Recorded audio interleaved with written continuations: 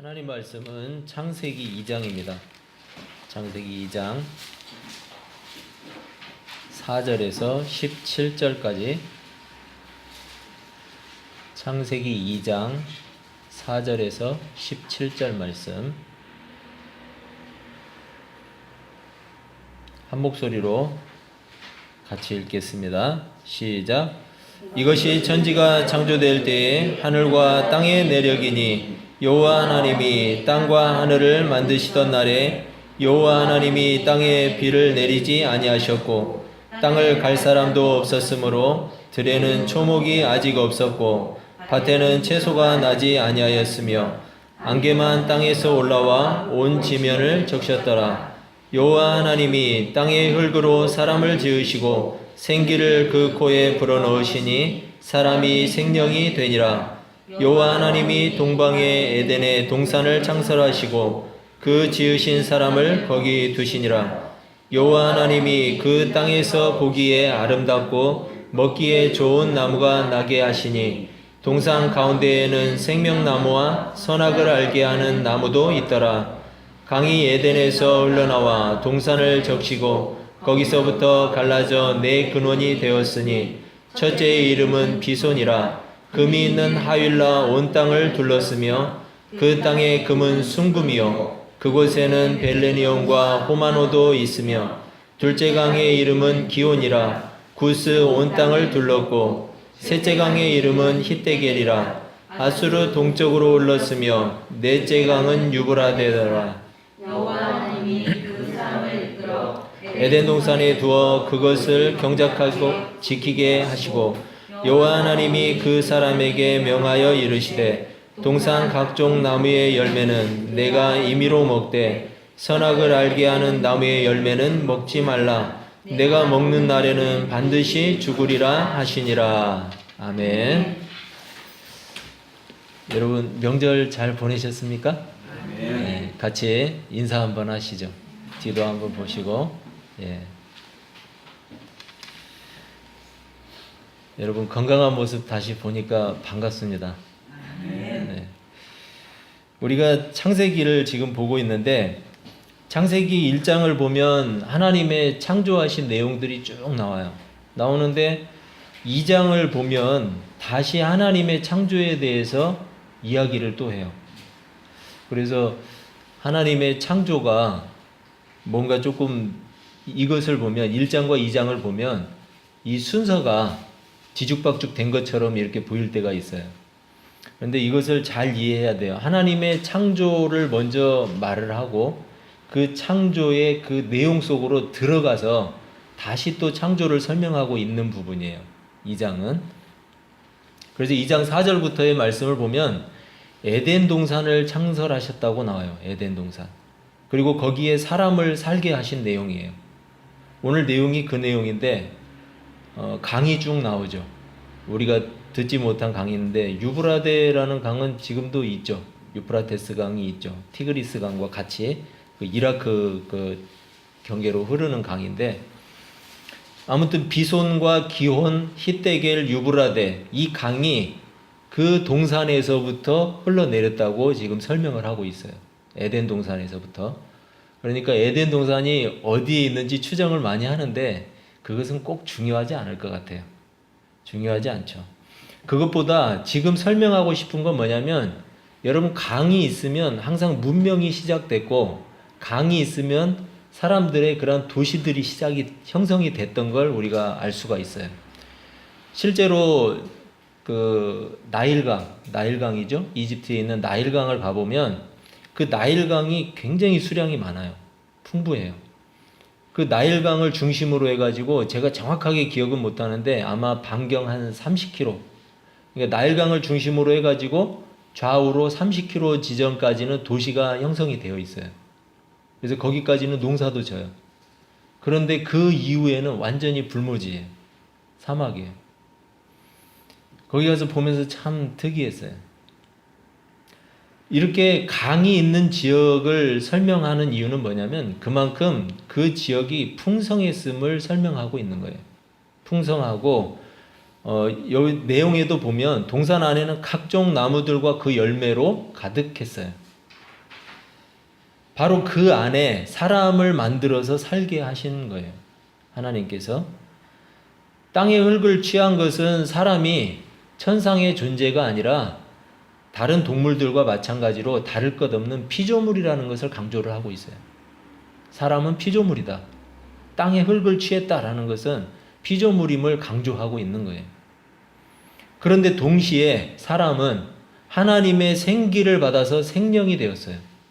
살아있는 영, 생명이 됨으로써 하나님의 형상대로 지음받은 하늘에 속한 자. 여러분, 사람은 그래서 땅에만 속한 자도 아니고 하늘에만 속한 자도 아니에요. 땅에서 흙을 취해서 지음받은 피조물임과 동시에 어디에 속해 있느냐? 하늘에 속한 자예요. 하나님께 속해 있는 자예요. 그게 바로 사람이에요. 그런 존재에 대해서 강조를 하고 있어요. 이 모든 것을 통해서 우리가 알 수 있는 내용은 뭐냐면 창조의 최종 목적이 바로 사람에게 있다라는 것을 강조하고 있는 거예요. 창조의 최종 목적, 사람에게 있어요. 그리고 하나님은 사람에게 그것들을 누리게 하셨고 그 가운데에서 안식하도록 하시는 게 하나님의 목적이었어요. 그래서 하나님께서 지으신 인간은 다른 피조물과 달라요. 다른 게 있는데 그게 뭐냐면 완전한 자유자로 만드셨어요. 완전한 자유자. 오늘 말씀 제목이 뭐죠? 여러분은 자유자이냐고 묻고 있어요. 여러분은 진정한 자유자입니까? 라고 물어보고 있어요. 이 말은 하나님의 형상이기도 한 인간이 완전한 자유자로서 무엇을 선택할 수 있느냐? 선과 악을 선택할 수 있는 존재라는 거예요. 사람은 자발적으로 하나님의 명령을 따를 수도 있어요. 그렇지만 하나님의 명령을 거역할 수도 있어요. 그렇게 지음받은 게 바로 사람이에요. 그래서 자신의 본연의 자리에서 하나님의 명령을 따라서 스스로 지킬 수 있는 참된 자유자로 만들어 두신 거예요. 그렇기 때문에 하나님을 거역할 수 있는 자유도 우리에게는 얼마든지 있어요. 그러니까 사람들이 물어봐요. 왜 그렇게 하셨냐고. 하나님을 거역할 수 있는 부분들을 빼버렸으면, 사람에게 빼앗아 버렸으면 그러면 죄를 지을 일도 없지 않느냐. 이렇게 물어봐요. 그리고 원망을 해요. 여러분, 그런데 만일 사람들이 바라는 대로 인간을 지으셨다면 어땠을 것 같아요? 우리가 바라는 대로 지으셨다면 그러면 로봇이에요. 로봇이잖아요. 그건 입력한 대로, 프로그램을 입력해 놓은 대로 움직여지는 로봇밖에는 안 되는 거예요. 하나님은 로봇들을 원하는 게 아니에요. 인격자를 원하세요. 인격자. 하나님과 교제하는 인격자, 자유자. 하나님의 뜻과 계획은 바로 하나님의 형상을 닮은 인격체로서의 참 자유자를 원하신 거예요. 그래서 하나님이 그렇게 사람을 지으셨어요. 그러니까 우리는 거역하는 것에만 초점을 맞추는데 거역하는 부분보다 얼마든지 스스로 자유롭게 자기가 하나님의 명령을 받아들이고 그 명령을 지켜갈 수 있는 자유로움이 우리 안에 있었던 거예요. 그것을 깨뜨린 게 바로 죄라는 거예요. 죄. 사람들이 생각하는 자유는 성경에서 가르치는 자유와 차이가 있어요. 일반적으로 자유라고 생각하는 거 어떻게 생각하세요? 여러분은 자유가 뭐라고 생각하세요? 자유는 어떠한 속박에서 벗어나는 것, 어떠한 구속에서 벗어나는 것, 이런 것을 생각하시잖아요. 그리고 자기 마음이 원하는 대로 살아가는 것을 자유라고 이야기하잖아요. 그렇죠? 여러분은 그렇지 않나요? 저는 그래요. 제가 원하는 대로 마음대로 살아가는 것, 그리고 누군가로부터 구속이나 속박을 받지 않는 것, 이것을 자유라고 생각을 해요. 사람들은. 하지만 이것은, 이러한 마음은 어디에서 비롯된 거냐면 죄로부터 비롯된 거예요. 여러분, 우리가 어떤 속박으로부터 완전히 벗어나고 싶어 하는 것, 그리고 내가 내 마음이 원하는 대로 살아가고자 하는 것, 이게 어디에서 온 거냐? 죄로부터 온 거예요. 제 말이 거짓말인지 보세요. 신약성경 310페이지에 보면 에베소서가 나와요. 에베소서 한번 찾아보세요. 신약성경 310페이지 에베소서 2장 3절.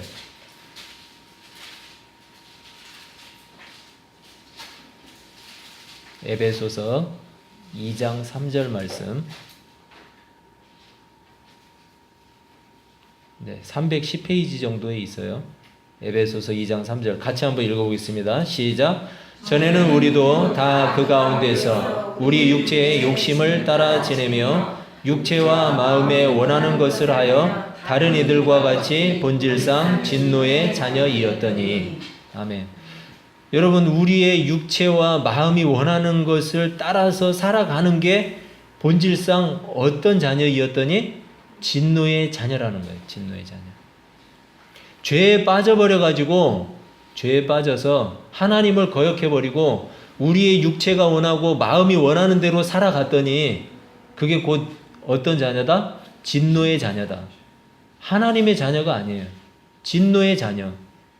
그러니까 우리가 죄에 이미 빠져버린 상태에서 원하는 자유는 뭐냐?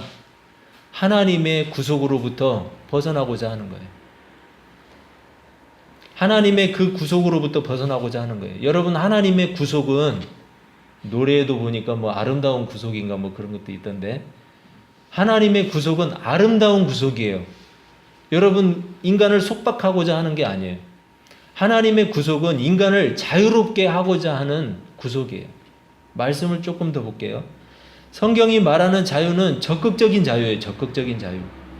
인간이 행하는 자유예요. 행하는 적극적인 자유인데, 아담에게 선악을 알게 하는 나무의 열매를 먹지 말라고 명령을 주셨죠.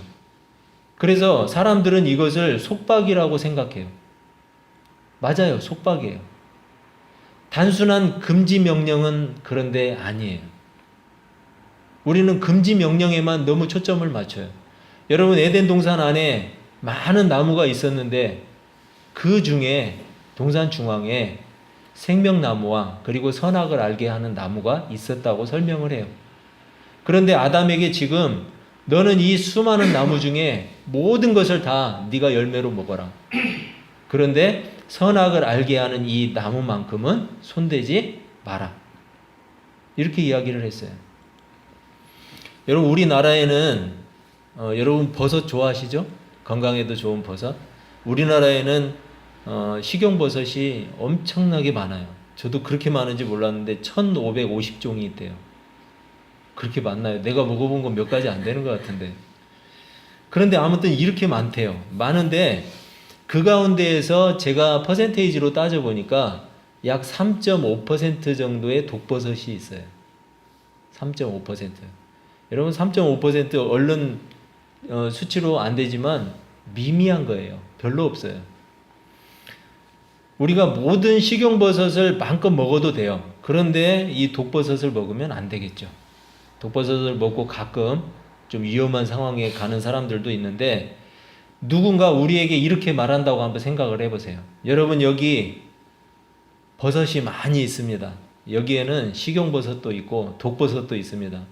여러분, 이거 가리지 말고 마음껏 드십시오. 만약에 이렇게 얘기를 했다고 생각해 보세요. 그럼 그 사람한테 어떻게 이야기하고 싶으세요? 저 같으면은 한마디 할 것 같은데. 네, 그렇죠? 여러분, 독버섯이 있으면 독버섯은 먹지 말라고 이야기를 해줘야지. 여기 버섯이 있으니까 독버섯도 혹시 있는데 다 마음대로 드시라고 이렇게 이야기를 하면 여러분, 그거 안 되죠. 하나님께서 동산에 있는 각종 나무의 열매를 아담에게 허락하셨어요. 하지만 선악을 알게 하는 나무의 열매는 금하셨어요. 왜 그랬어요? 성경을 보면 그것을 먹으면 아담이 반드시 죽을 것이라고 하나님이 말씀하셨어요. 여러분, 그걸 먹으면 반드시 죽을 건데 하나님이 이거 먹으면 죽거든? 그래도 먹어. 이렇게 이야기해야 돼요? 자유를 위해서? 그건 자유가 아니죠. 열매에 독이 들어서 죽는다는 것이 아니에요.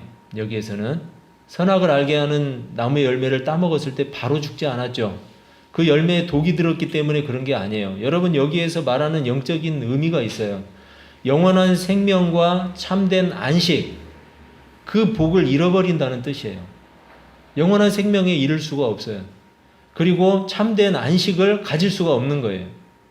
왜냐하면 하나님의 말씀을 어겨버렸기 때문에. 그래서 결국은 그것 때문에 사망도 인간에게 이르게 되고 그리고 지옥의 벌도 받게 되는 거예요. 따라서 이것은 단순한 금지 명령이 아니에요. 금지 명령이 아니고 영원한 생명과 참된 복과 참된 안식을 누리게 하고자 주신 보호 조치예요. 여러분, 그건 하나님이 우리를 보호하시고자 주신 명령이에요. 절대 우리에게 해로운 명령을 주신 게 아니에요. 단순한 금지 명령이 아니란 말이에요. 우리에게 얼마든지 마음껏 누릴 수 있는 세상을 주셨어요. 그런데 그 가운데 하나님이 지켜야 될 것을 딱 하나 주셨어요. 그 지켜야 될 것은 뭐였냐? 우리 생명과 직결되는 문제였어요. 영원한 생명을 얻고자 하는 인간에게 그 생명을 허락하시고자 하는 하나님의 마음이었어요. 정리해 보겠어요. 하나님은 사람을 로봇이 아닌 인격적인 자유자로 지으셨어요. 그리고 이것은 선과 악을 선택할 수 있는 자유를 주셨다는 의미예요. 따라서 하나님의 명령을 따라서 선악을 알게 하는 나무의 열매를 먹지 않을 자유가 인간에게 있었어요. 우리는 먹지 않을 자유가 있다라는 건 생각을 안 해요. 먹을 자유만 있는 것으로 생각을 해요. 먹지 않을 자유가 있는 거예요. 그리고 먹을 수도 있었어요. 그렇다면 선악과를 아예 안 주셨으면 될 거 아닙니까? 이런 질문을 또 하게 되죠. 여러분, 저는 그런 질문을 엄청나게 많이 받았어요. 왜 하나님이 사람에게 자유를 주셨느냐? 자유를 빼앗아 버렸으면 되지 않느냐? 그러면 로봇가 되는 거예요. 하나님은 그걸 원하지 않았다니까요. 하나님의 형상을 닮은 자유자로 지으신 거예요. 그리고 선악과를 주지 않았으면 되지 않느냐라는 이 질문은, 여러분, 선악과는 창조주이신 하나님과 피조물인 인간과의 구분선과 같은 거예요. 경계와도 같은 거예요. 경계와도 같은 거. 하나님의 형상으로 지음을 받은 인간이지만 하나님이 창조주이시고 나는 피조물이라는 걸 분명하게 나눌 수 있는 그 기준이 어디가 있느냐? 바로 선악과에 있었어요. 바로 이 선을 넘고자 하는 것이 죄의 시작이었어요. 하나님처럼 될 것으로 착각했어요. 누가? 아담과 하와가. 인간이. 사단이 그렇게 이야기를 하잖아요. 하나님처럼 된다. 하나님께서 세상을 다스릴 대리 통치자로 세워두신 인간은 자신을 지으신 그 창조주 하나님이 계시다는 사실을 기억하고 인정해야 돼요. 여러분, 우리가 세상을 똑같이 살아가지만 나의 창조주 되시고 내 구속자 되시는 하나님이 계시다는 사실을 인정하는 것과 인정하지 않고 살아가는 것과는 천지차이예요. 하나님은 악의 창조자가 아니에요. 죄의 창조자도 아니에요. 선을 행하지 않는 것이 악이에요. 여러분, 악이라는 개념을 악 자체로만 놓고 개념을 해석하려고 하면 안 돼요. 하나님은 선을 적극적으로 행할 수 있는 자유의지를 인간에게 주셨어요. 그런데 그 선을 행하지 않는 것, 하나님을 따르지 않는 것, 그게 바로 악이에요. 그리고 하나님을 거역하고 어기는 것이 바로 죄예요. 죄라는 게 따로 있는 게 아니에요. 죄의 개념이 따로 형성이 되어 있는 게 아니라 하나님을 거역하는 것, 하나님을 어기는 것, 이게 바로 죄라는 거예요. 만약에 이러한 가능성을 완전히 배제해버린 상태에서 창조했다면 하나님은 인간을 완전한 자유자로 창조하실 수가 없어요. 여러분, 완전한 자유자로 하나님의 형상대로 인간을 만드셨는데 그것을 인간이 원망하고 있는 것뿐이에요. 왜 이렇게 만드셨나? 하나님의 의지대로만 움직여지는 수동적인 그 피조물로 인간을 만들지 않으셨어요. 다시 강조하지만 하나님의 형상을 닮은 완전한 자유자로서의 인간을 창조하시는 것이 하나님의 참된 의도였다는 거예요. 창조의 의도. 그래서 이 세상 모든 만물을 지으신 이유가 인간을 그 가운데 두시기 위해서, 참된 복을 허락하시고 참된 안식을 주기 위해서. 우리는 지금도 마찬가지예요. 자유와 의지를 가진 존재예요. 여러분, 자유가 있잖아요. 자유롭지 않나요? 자유가 있잖아요. 그런데 죄로 깨져버린 인생은 선을 적극적으로 자발적으로 행할 수 있는 능력을 상실해 버렸어요. 우리는 다 자유자 같지만 자유하지 못한 사람이 있어요. 그건 어떤 사람이냐? 죄로 깨져버려서 선을, 하나님이 주신 그 선을 적극적으로 행할 수 없는 사람. 그 사람이 바로 자유롭지 못한 사람이에요. 하나님께서 말씀하신 선은 우리를 지으신 본래의 자리를 지키는 거예요. 우리를 지으신 본래의 자리. 하나님 앞에서는 하나님의 형상으로서의 자리. 그리고 모든 피조물에게는 하나님의 대리 통치자로서의 자리. 그리고 사람과의 관계에 있어서는 서로 도와주고 세워주고 그리고 서로 사랑하고 그 자리가 우리 본연의 자리예요. 복음은 이런 관계를 다시 세우는 일을 해요. 복음은 사람을 변화시키고 또 관계를 회복시키고 하나님의 목적과 의도를 따라서 살아갈 자유와 의지를 회복시켜주는 게 바로 복음이라는 거예요. 여러분 한번 물어보세요. 나는 어떤 기독교인인가? 스스로. 하나님께서 다시 회복해 주신 그 자유와 의지를 가지고 무엇을 위해서 살아가고 있는가? 그저 자신의 복과 쾌락만을 위해서 자유를 사용하는 것은 아닌가? 그리고 자신의 유익만을 위해서 의지를 발동시키고 있지는 않는가? 우리의 자유와 우리의 의지는 적극적이고 자발적으로 선을 행하는 일이에요. 그리고 하나님께서 나에게 주신 본연의 자리로 돌아가는 일이에요. 그리스도인답게 살아가는 일에 사용되어야 돼요. 그것이 바로 태초에 인간을 지으신 하나님의 뜻이에요. 그리고 죄에 빠진 우리를 건져내신 이유예요. 많은 그리스도인들이 마치 신앙의 열심에서 발을 빼는 일을 자유라고 생각하는 경우가 있어요. 물론 그렇죠. 여러분 예배당에만 열심을 내거나 아니면 목회자의 명령에만 열심을 내는 일은 바르지 않아요. 그리고 그런 일들은 분명히 건강하지 못한 신앙으로 흐르게 돼 있어요.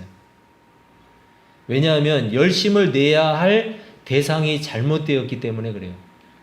열심을 내야 될 대상은 여러분 예배당도 아니고 목회자도 아니에요. 예배당을 통한 목회자를 통한 하나님을 봐야 되는 거예요. 여기서 드려지는 예배를 통해서 하나님을 봐야 되고 하나님이 세워두신 목회자를 통해서 말씀을 통해서 하나님을 봐야 되는 거예요. 그래서 하나님을 섬겨야 되는 거예요. 진실하게. 물론 그렇다고 해서 사람에게 함부로 하라는 이야기는 아니에요. 예배당도 청결하게 하고 아끼고 사랑하는 거 중요하죠. 그렇지만 그 자체가 목적이 되고 대상이 되어서는 안 된다는 거예요. 그 일만이 내가 신앙을 가지고 있는 믿음으로 살아가는 목적이 되면 안 된다는 거예요. 진짜는 뭐냐? 예배당에서 드려지는 그 예배가 목적이 되어야 되고 그 예배의 대상인 하나님이 목적이 되어야 되고 그리고 말씀을 전하는 목회자가 아니라 그 목회자를 통해서 전해지는 말씀을 통해서 하나님을 봐야 된다는 거예요. 그 대상을 만나지 못하면 그 대상을 보지 못하면 절대로 우리의 신앙은 완전한 자유자로서의 신앙이 될 수가 없어요. 왜냐하면 하나님을 만나지 못하고는 자유로울 수 없기 때문에 그래요. 사람한테 실망하고 하나님을 원망하는 경우가 있어요. 그러면 하나님은 물어보실 거예요, 아마. 너는 하나님을 믿는 사람이냐, 아니면 사람을 믿는 사람이냐? 사람 믿다가 실망한 것을 가지고 왜 하나님을 원망하느냐? 여러분, 사람은 믿음의 대상이 아니에요. 사람은 사랑의 대상이에요. 물론 믿는 사람들이 바르게 해야 할 것은 분명히 있어요. 그런데 우리는 먼저 우리 자신을 볼 수 있는 지혜가 필요해요. 누군가 나를 보면서 하나님 믿는 사람이 정말 맞다고 이야기해 줄 것인가? 나 자신을 먼저 볼 수 있어야 돼요. 바른 신앙의 열심은 우리 믿음이 자라가기에 좋은 양분이에요. 여러분, 우리가 내는 신앙의 열심이 왜 필요가 없겠어요? 반주자로 수고하고 또 교회를 위해서 섬기고 봉사하고 여러분이 하는 모든 신앙의 모습들, 열심들이 필요 없는 게 아니에요. 그건 우리 믿음이 자라가는 것에 좋은 양분이 되는 거예요. 그리고 선을 행할 수 있는 자유와 하나님을 향한 사랑의 열심, 우리 신앙에 반드시 필요한 거예요. 반드시 필요한 요소라는 거예요. 성경은 오직 진리만이 우리를 자유롭게 할 수 있다고 요한복음 8장 32절에서 말하고 있어요. 진리만이 우리를 자유하게 할 수 있어요. 성경은 진리를 가지지 않은 사람은 아무리 열심을 내도 결국은 공허할 수밖에 없다고 이야기를 해요. 열심의 대상을 찾지 못한 거예요. 내가 열심을 내야 될 대상을 제대로 알고 있지 못한 거예요. 참된 복음을 알고 경험한 사람의 그 열심, 그리고 그 열심은 신앙에 있어서 최고의 열매예요. 참되게 복음을 알고 경험한 사람이 신앙적인 열심을 내는 일, 이건 아주 귀한 거예요. 여러분, 그래서 우리가 먼저 해야 될 일은 뭐예요? 내 열심의 대상이 누구인가를 바르게 알고 봐야 돼요. 그래서 그분을 향한 열심이 모든 대상들에 향한 열심으로 열매를 맺어야 되는 거예요. 복음의 내용과 가치를 모른 채 기도만 하는 것은 아무 의미가 없어요. 여러분, 내가 복음이 무엇인지도 모르고 그 가치가 무엇인지도 모르는데 그 기도가 어디를 향할 거예요, 도대체? 대상이 없잖아요. 그리고 예배당 안에서만 내는 열심은 공허해질 수밖에 없어요. 예배당 안에서만 거룩해지려고 하는 거 의미가 없어요. 여러분, 내가 예배당 안에서 열심을 내고 예배당 안에서 거룩하다면 세상 속에 나가서도 열심을 내야 되고 거룩한 존재로 살아가야 되는 거예요. 그래야만 그게 진정으로 하나님을 바르게 아는 거예요. 그래서 거듭난 그리스도인은 자발적으로 열심을 내게 되어 있어요. 왜냐하면 그건 열매기 때문에 그래요. 열매기 때문에. 그게 진정한 자유예요. 자유. 억지가 아니고 자발적으로 기도하고 자발적으로 예배하고 자발적으로 삶의 자리에서도 그리스도인답게 최선을 다하고, 그게 진정한 자유예요. 그리고 세상 속에서 정직하고 깨끗하게 사는 모습. 그렇게 이야기하는 사람도 있고 저도 그렇게 의문을 가져봤던 적이 있어요. 그렇게 산다고 누가 알아주나? 그렇게 산다고 바뀌나? 잘 안 바뀌죠. 잘 안 바뀌어요. 잘 알아주지 않아요. 그런데 여러분, 그러면 어때요? 좀 손해보고 인정 못 받고 그럼 못 받는 대로 살면 되잖아요. 우리는 그렇게 살아보고 나서 이야기해야 돼요. 아직 살아보지 않아 놓고 거기에 대한 의무만 잔뜩 가지고 그렇게 산다고 세상이 바뀌어? 그렇게 산다고 누가 알아줘? 우리는 그렇게 말만 하는 사람이 돼서는 안 돼요. 일단 그렇게 살아보고 나서 이야기해야 되죠. 그렇게 살아가는 사람에게는 분명히 저는 확신해요. 하나님의 은혜가 있을 거예요. 그 자리에. 그리고 하나님의 도우심이 그 자리에 반드시 있을 거예요. 왜냐하면 하나님은 우리를 외면하시는 분이 아니에요. 정직하게 살다가 예배당에 나와서 기도해 보셨어요? 깨끗하게 살다가 예배당 앞에 나와서 예배당에 나와서 기도해 보셨어요? 그렇게 예배해 보셨어요?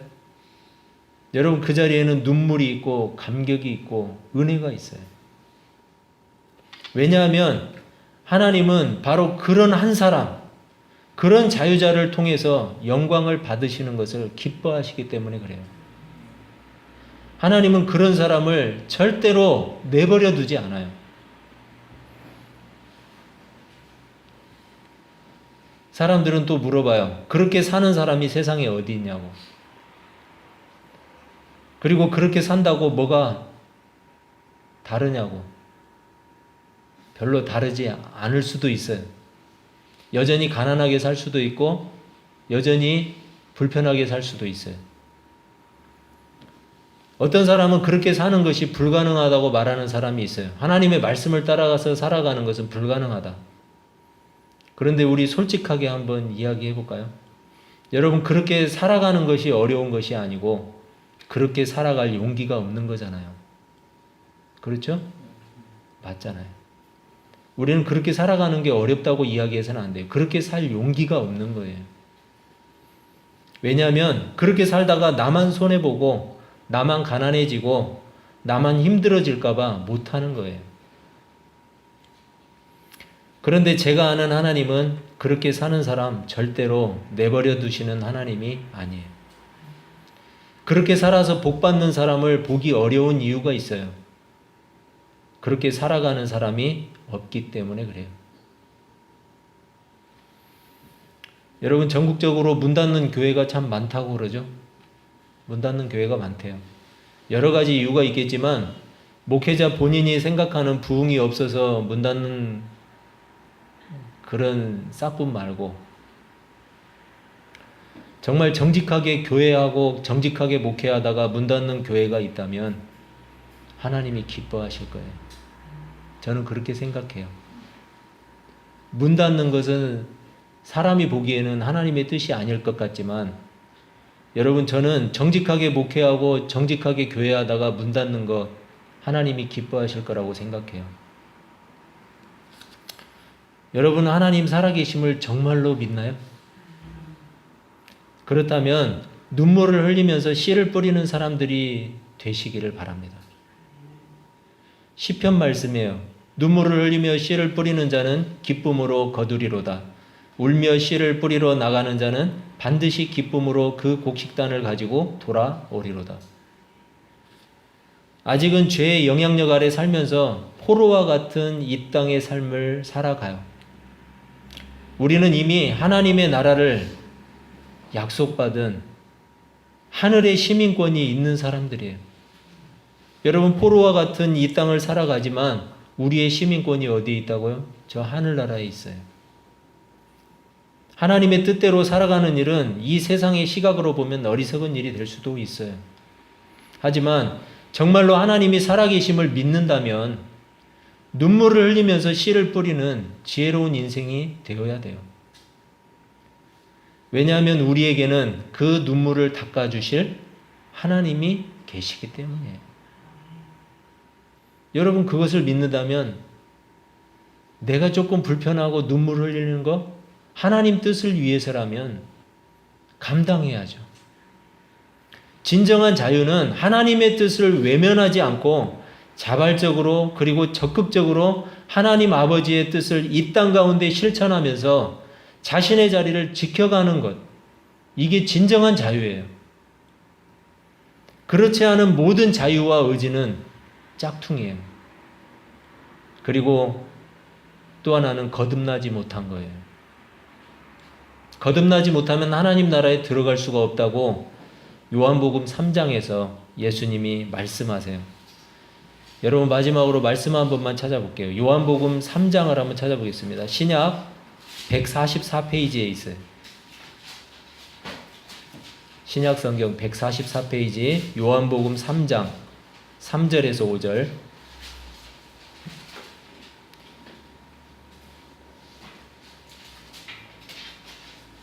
요한복음 3장 3절에서 5절 말씀 같이 읽겠습니다. 시작. 예수께서 대답하여 이르시되 진실로 진실로 내게 이르노니 사람이 거듭나지 아니하면 하나님의 나라를 볼 수 없느니라. 니고데모가 이르되 사람이 늙으면 어떻게 날 수 있사옵나이까? 두 번째 모태에 날 수 있사옵나이까? 예수께서 대답하시되 진실로 진실로 내게 이르노니 사람이 물과 성령으로 나지 아니하면 하나님의 나라에 들어갈 수 없느니라. 아멘. 성령께서는 우리에게 십자가의 사건이 바로 나의 사건이라는 것을 알게 하세요. 성령께서. 즉 내가 죄인이고 예수 그리스도를 통해서만 회복될 수 있다는 사실을 알게 하시는 거예요. 여러분은 복음으로 회복된 진정한 진짜 자유자 맞는지 한번 돌아보세요. 그렇지 못한 우리의 모습을 회개해야 돼요. 그리고 이제 눈물 많고 힘겨운 이 세상이지만 우리는 수고의 눈물과 그리고 수고의 그 땀을 흘릴 각오를 기꺼이 해야 돼요. 그리고 하나님께서 부탁하신 그 믿음의 삶을 열심히 살아가야 돼요. 살아계신 하나님께서 틀림없이 도와주실 거예요. 왜냐하면 우리 힘만으로는 안 된다는 사실을 하나님이 더 잘 아세요. 그렇기 때문에 우리가 진정한 자유자로서 하나님의 뜻대로 살아가고자 한다면 그 자리에는 하나님의 역사가 반드시 일어나요. 그리고 하나님을 경험할 수 있는 자리예요. 그 자리가 바로. 당장은 눈에 보이지 않아도 반드시 기쁨으로 거둘 그날을 소망하면서 하루하루 믿음의 길을 걸어갈 수 있는 진정한 자유자. 그 자유자들이 우리가 되어야 돼요. 우리가 그 자유를 위해서 믿음으로 살고 있는 거예요.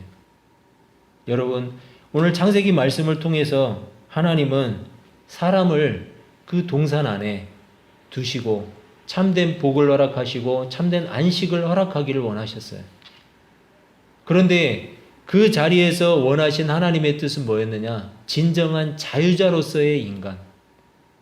하나님이 원하시는 그 복과 그리고 그 영원한 생명, 그 참된 자유를 영원히 스스로 누릴 수 있는 존재, 그러한 자유자로 우리를 세워두셨어요.